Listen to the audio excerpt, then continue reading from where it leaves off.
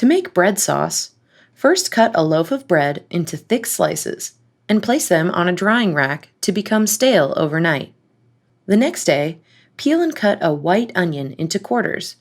Then stud each quarter with 1 clove. Next, pour 4 cups or 1 liter of milk into a saucepan and add the quartered onion along with 2 bay leaves.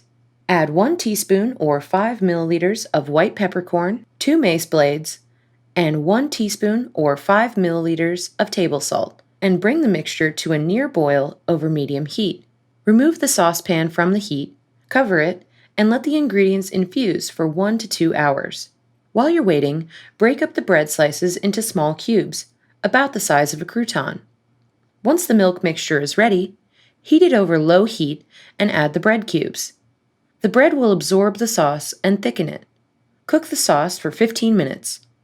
Just before serving, mix in 2 tablespoons or 30 grams of butter.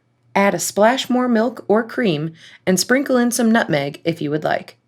Pour the sauce into a gravy boat or bowl and enjoy.